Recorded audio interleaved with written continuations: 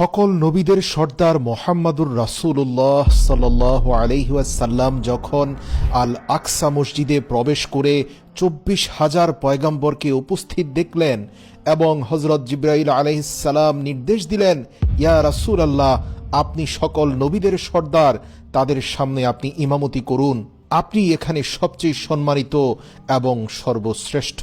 এই ফিলিস্তিনের মাটিতেই রাসূল সাল্লাল্লাহু আলাইহি ওয়াসাল্লাম ২৪,০০০ নবী রাসূলকে সঙ্গে নিয়ে জামাতে নামাজ আদায় করেছিলেন। আল্লাহর রাসূল সাল্লাল্লাহু আলাইহি ওয়াসাল্লাম বলেন, যেখানে আমি সালাত আদায় করেছি তার আশপাশেই এই পৃথিবীর বুকের শ্রেষ্ঠ নবীদের কবর রয়েছে। সুবহানাল্লাহ। প্রিয় দর্শক, আজকের এই ভিডিওতে আমি আপনাদেরকে বলবো কেন এই পৃথিবীর বুকে আল আকসা মসজিদ এবং ফিলিস্তিন সবচেয়ে গুরুত্বপূর্ণ একজন মুসলিমের জন্য, কেন ফিলিস্তিন সকল আবেগ এবং আকাঙ্ক্ষার স্থান, কেন হযরত ঈসা আলাইহিস সালাম এই মসজিদের উপরেই আসবেন, কিয়ামতের গুরুত্বপূর্ণ সকল সিদ্ধান্ত এই জেরুজালেম তথা ফিলিস্তিনের আল আকসা মসজিদকে কেন্দ্র করেই ঘটবে, তার সবকিছু আজকে বলবো। পবিত্র কোরআনে আল্লাহ তাআলা যে গুরুত্বপূর্ণ ২৫ জন নবীর নাম উল্লেখ করেছেন, ইতিহাস ঘেটে জানা যায় এদের অধিকাংশের কবরই ফিলিস্তিনের মাটিতে। সুবহানাল্লাহ। ১ নম্বরে হচ্ছে আদ সম্প্রদায়ের নবী হযরত হুদ আলাইহিস সালামের কথা। আপনারা স্ক্রিনে হযরত হুদ আলাইহিস সালামের কবর দেখতে পাচ্ছেন। কোরআনে বর্ণিত রয়েছে ফিলিস্তিন এবং ইয়েমেনের বর্ডারে রয়েছে হযরত হুদ আলাইহিস সালামের কবর, যে স্থানটির নাম হাদারা মাউত। ২ নম্বরে অধিকৃত ফিলিস্তিনের পশ্চিম তীরে হেব্রনের ওল্ড সিটির পেট্রিয়াক গুহায় সমাহিত আছেন হযরত ইব্রাহিম আলাইহিস সালাম, জাতির পিতা, যিনি আল্লাহর ভালোবাসায় উত্তীর্ণ এমন একজন বান্দা যাকে আগুন পর্যন্ত স্পর্শ করতে পারেনি। সুবহানাল্লাহ। ৩ নম্বরে ওল্ড সিটির পেট্রিয়ার্ক গুহায় আপনারা স্ক্রিনে দেখতে পাচ্ছেন, এটি হচ্ছে হযরত ইসহাক আলাইহিস সালামের কবর।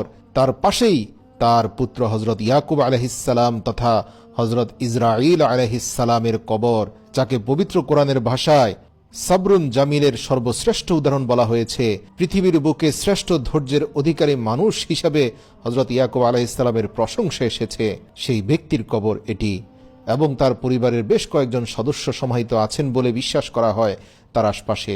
৪ নম্বরে ইসরায়েলের দখলকৃত লোয়ার গ্যালারি শহরে পশ্চিম টাইবেরিয়াসে মাদায়েনবাসীর নবী হযরত শুআইব আলাইহিস সালামের কবর অবস্থিত, যিনি আল্লাহর হুকুমে একটি পাহাড়কে বিশাল আকৃতির উটনি বানিয়ে দিয়েছিলেন এবং সেই উটনিকে ধ্বংস করার কারণে মাদায়েনবাসীর উপর আল্লাহ পাকের গজব নাজিল হয়।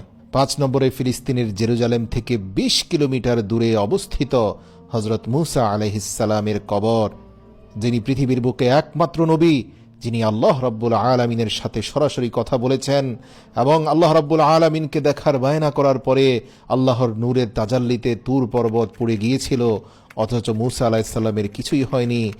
মহান শ্রেষ্ঠ একজন নবী, যার হাতের ইশারায় আল্লাহ তাআলা সমুদ্রকে দ্বিখণ্ডিত করে দিয়েছিলেন। স্ক্রিনে আপনারা তার কবর দেখতে পাচ্ছেন। ৬ নম্বরে জর্ডানের পেট্রা উপত্যকার কাছাকাছি হেরা পর্বতের চূড়ায় অবস্থিত সাদা দালানের একটি সমাধিতে শায়িত আছেন হযরত হারুন আলাইহিস সালাম, যিনি আল্লাহর নবী হযরত মূসা আলাইহিস সালামের প্রাণপ্রিয় ভাই। ফেরাউনের সাথে যুদ্ধে অন্যতম একজন সঙ্গী ছিলেন মূসা আলাইহিস সালামের হযরত হারুন আলাইহিস সালাম। বাইবেল এবং জাবুরে তার নাম অ্যারন বলা হয়েছে।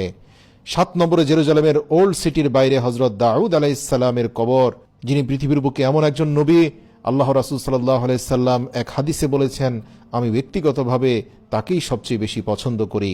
তার পুত্র সুলাইমান আলাইহিস সাল্লামকে আল্লাহ রাব্বুল আলামিন পুরো বিশ্বের বাদশা বানিয়েছিলেন, আর তিনি ছিলেন পৃথিবীর বুকে রাজত্ব দানকারী ৪ জন বাদশার মধ্যে সর্বশ্রেষ্ঠ এবং সবচেয়ে শক্তিশালী বাদশা, যার হুকুমে আকাশ, পর্বত, পাহাড়, বাতাস, জিন, মৎস্যকুল, পশু পাখি সব উঠত এবং বসত। আল্লাহর হুকুমে তার ইশারায় সবকিছু হতো। সুবহানাল্লাহ। ৮ নম্বরে জেরুজালেমের পশ্চিম তীরের সর্বোচ্চ শৃঙ্গ, আপনারা স্ক্রিনে দেখতে পাচ্ছেন, নবী ইউনুস আলাইহিস সালামের কবর এখানে রয়েছে। সুবহানাল্লাহ। যিনি মাছের পেটে জীবিত ছিলেন ৪০ দিন, অতঃপর আল্লাহর হুকুমে মাছ তাকে সমুদ্রকূলে এসে বমি করে ফেলে যায়। সেখান থেকে তিনি এমন একটি জাতি পেয়েছিলেন যারা আল্লাহর নাফরমানি করেনি, বরং এক এবং অদ্বিতীয় আল্লাহর অনুসারী হয়েছিল। তিনি একজন সফল নবী, যিনি মৃত্যুর সময় তার অধিকাংশ উম্মতকে দ্বীনের উপর প্রতিষ্ঠিত দেখে গিয়েছিলেন। 9 নম্বরে ফিলিস্তিনের নাবলুস এর পাশের শহর সেবাস্তিয়ার একটি ফিলিস্তিনি গ্রামে হযরত ইয়াহইয়া আলাইহিস সালামের মসজিদ ও সমাধি অবস্থিত। প্রিয় দর্শক, এরকম আরও কয়েকজন নবী রয়েছে, তবে আমি শুধু তাদের নামই এখানে বলেছি যাদের ব্যাপারে পবিত্র কোরআনে জিকির রয়েছে। আল্লাহ পাক স্পষ্ট ভাষায় তাদের প্রশংসা বাক্য উচ্চারণ করেছেন। আপনারা দেখতে পাচ্ছেন কোরআনে উল্লেখিত অধিকাংশ নবীর কবরই ফিলিস্তিনের মাটিতে। এবার বুঝতে পারছেন কেন কিয়ামতের অধিকাংশ কর্মকাণ্ড এই ফিলিস্তিনকে কেন্দ্র করে হবে